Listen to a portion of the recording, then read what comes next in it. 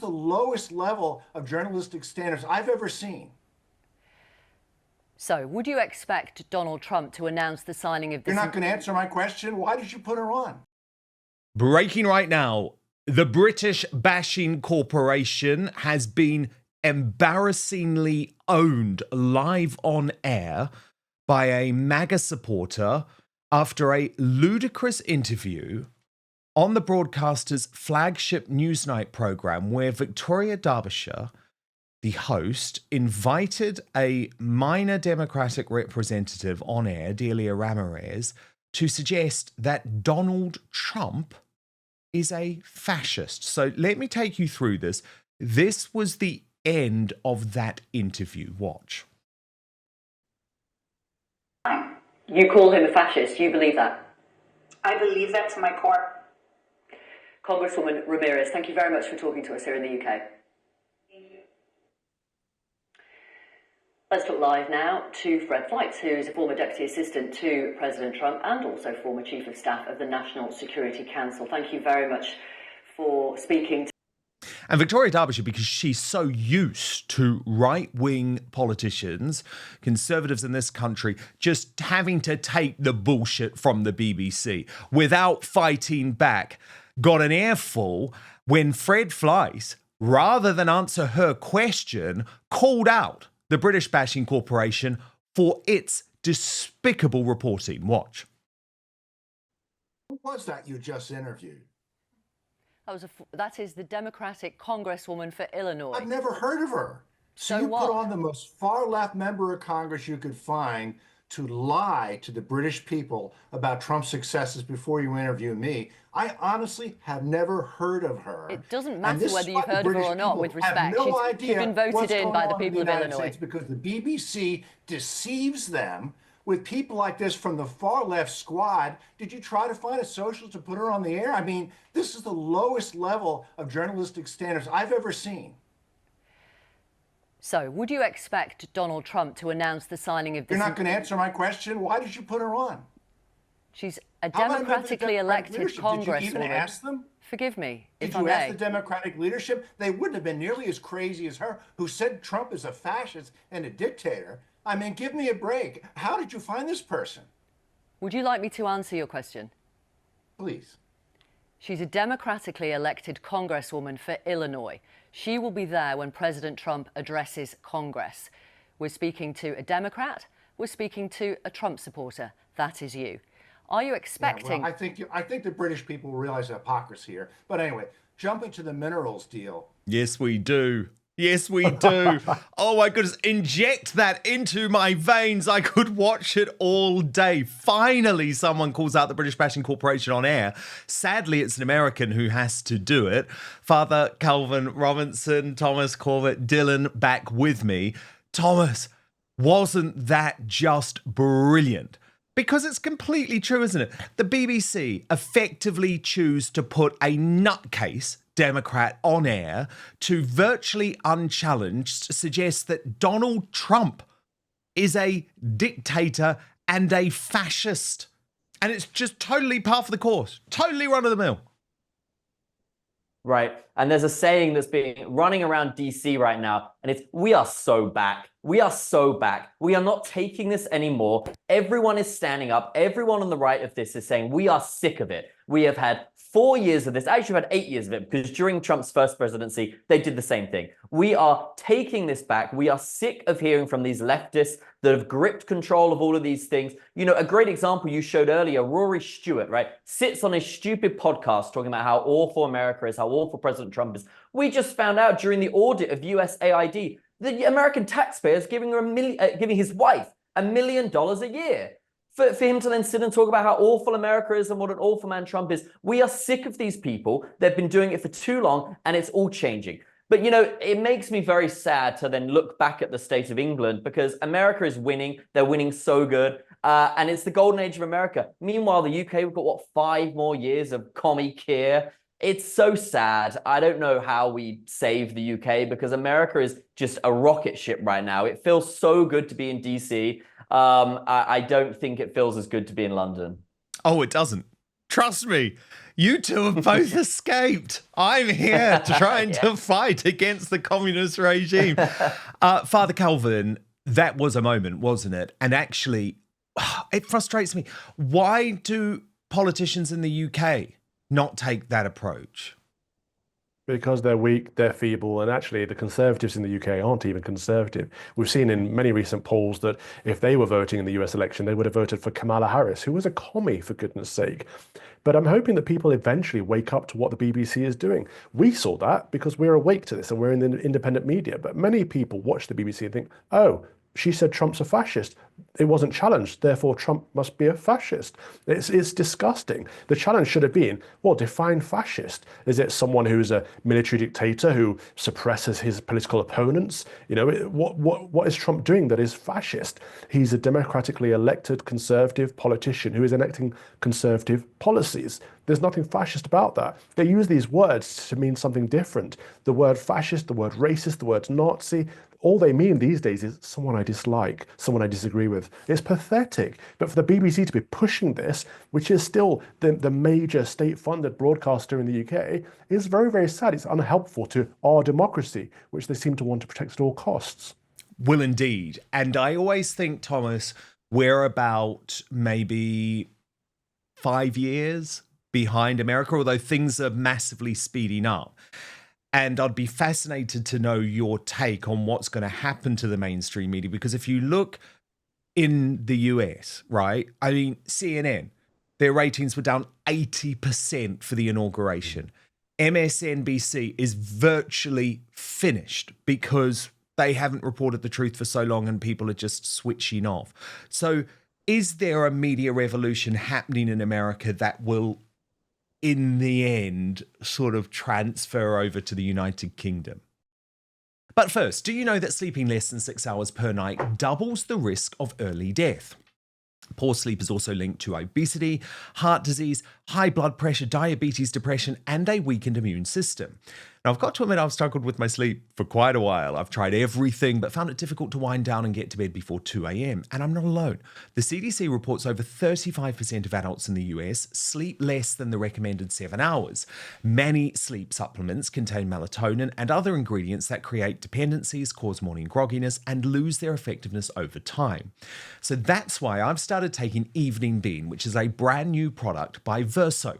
After 3 years of perfecting the formula, they created a melatonin-free drink mix with clinically studied, patented ingredients. It's formulated to calm an active mind, help you fall asleep faster, stay asleep longer, and improve deep and REM sleep, all without creating dependencies or causing morning grogginess. I look forward to drinking Evening Bean every night, not only because it helps me fall asleep faster without having to go to the bathroom in the middle of the night and wake up much easier, but because it tastes so good too. It's become my new nightcap, and it's great if you're vegan or keto too. So click the link in the show description or head on over to evening.ver.so/outspoken. Use the coupon code outspoken at checkout to save 15% on your first order. Try Evening Bean tonight and wake up feeling refreshed tomorrow. That's evening.ver.so/outspoken and use the coupon code outspoken at checkout to save 15%. But now back to the show. Well, I think the difference, of course, is that in the US media, there's much more of a profit incentive. These people have to make money. So we just saw MSNBC have fired Joy Reid. CNN are shifting everything to try and get back on track. The BBC could not care less if they have one person watching that show at night. They are going to preach what all of the people inside that corporation want to preach because it makes them feel good. And you see it across the media. Whenever I go on, particularly GB News, I'll do my talk from the US and I'll, go about this, that Trump's doing this, Trump's doing that. And then they cut to this leftist that then says, well, he doesn't believe any of that. He's just saying that because, he wants Trump to see it and he's going to like him. It's this pessimist. It's a sort of uniquely British trait that they sort of are pessimistic and look down on anyone with this sort of intellectual sneering, saying, it's this political class of privately educated sort of fake working class people that seem to be all over British media. These commentators, these people, again, as I said, these people I haven't heard of in the 5 years that I've been here. They mean nothing. And if you go back to the Ukraine war, the UK means nothing. The peace deal is going to be done regardless of what the UK thinks. And I think the British media has very quickly lost its place in the world, which is a real shame. Yeah, you're so right on that, actually. The profit incentive is a huge thing, and the fact that the BBC continues as this sort of behemoth. But, you know, I am hearing language from Nigel Farage, for example, hopefully the next Prime Minister, saying actually maybe the BBC World Service exists, but there doesn't really need to be a BBC operating in any particular way. You're also right to point out that faux balance, which comes from the government regulator, the off-communists, as I described them, and they are effectively trying to force GB News out of business. And really what GB News did was throw people like me and Father Calvin and Lawrence Fox and Mark Stein under the bus to try and appease that regulator. But of course, that never happens, does it? They just come back for more and more and more. I will show you just a little bit more of Victoria Derbyshire's interview with the Democrat, because in fairness to her, this is Delia Ramirez, in fairness to Victoria Derbyshire, she does challenge her on her false claims, but it's not really the point. It's why the BBC put this woman on air in the first place. Watch.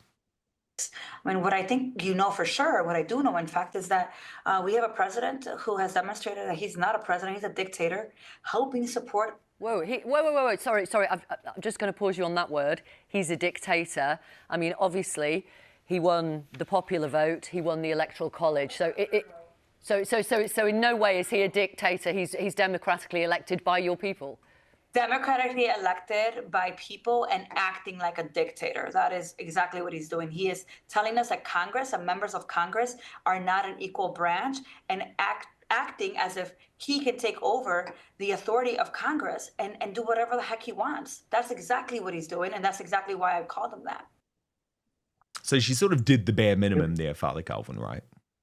But I mean, she's still lying. In what way is he acting as a dictator? She needed to push back on that, because legislation is created by Congress, right? By the Senate and the House.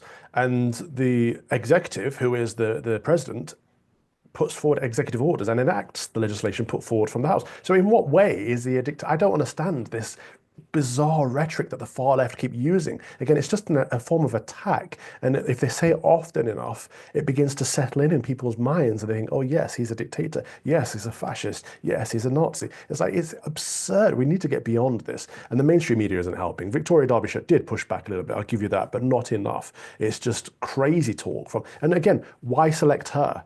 Of all the Democratic congressmen that they could have selected, why her? Because they knew that she would say this. They knew she would call him a fascist and a dictator on air. And that is what they wanted. They wanted those words said on air. Of course. And so the solution, I guess, is twofold, right, Thomas? Firstly, people should stop paying their BBC license fee in the UK.